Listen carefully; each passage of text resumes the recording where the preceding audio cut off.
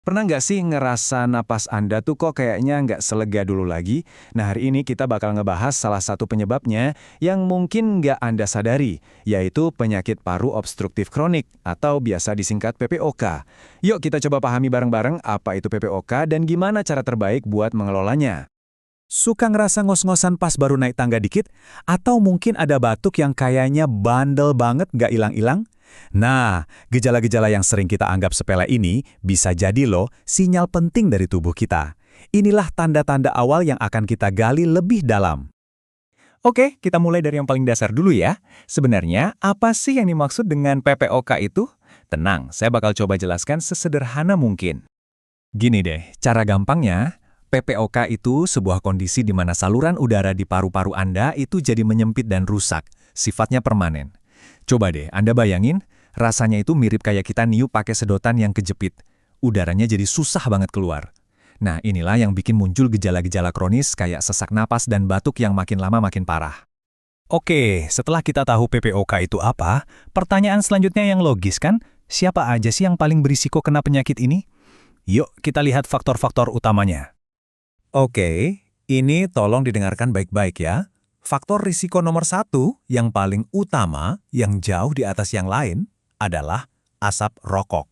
Udah, ini nggak ada kompromi. Mau Anda perokok aktif atau cuma sering kena asapnya aja, risikonya itu gede banget. Tapi, eits, jangan salah. PPOK itu bukan cuma penyakitnya perokok loh. Coba lihat deh faktor-faktor lain ini.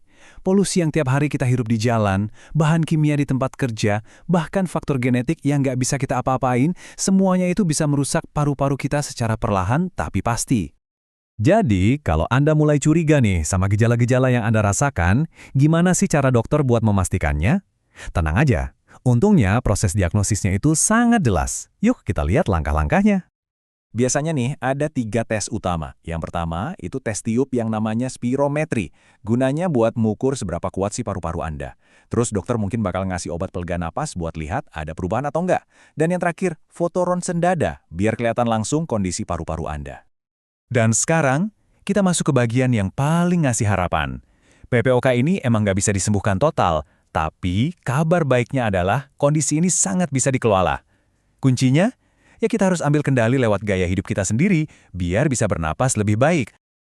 Sebelum kita lanjut lebih jauh lagi, saya mau kita semua fokus ke satu hal ini.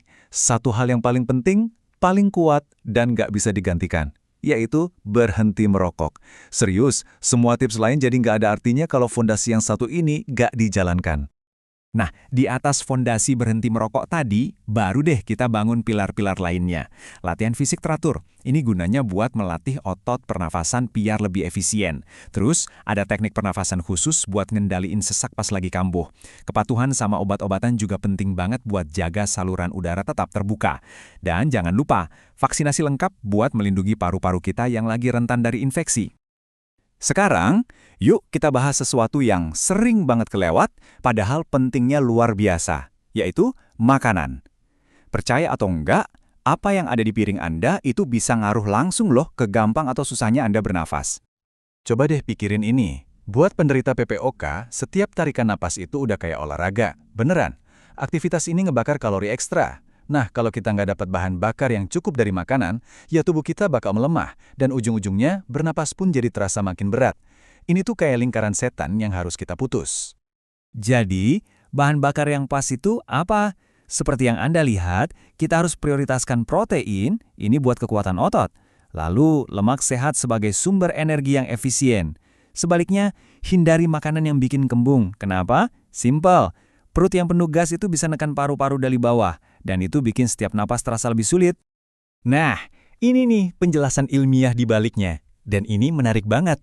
Jadi, waktu tubuh kita mencerna karbohidrat, itu ternyata menghasilkan gas buangan karbon dioksida atau CO2 lebih banyak dibanding pas kita mencerna lemak. Nah, buat paru-paru yang udah kerja keras, ngebuang CO2 ekstra ini kan jadi beban tambahan. Jadi, dengan mengganti sebagian karbohidrat dengan lemak sehat, kita itu secara harfiah lagi ngeringanin pekerjaan paru-paru kita.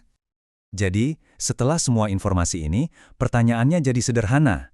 Apa satu langkah kecil yang akan Anda ambil hari ini buat paru-paru yang lebih sehat? Bukan besok, tapi hari ini.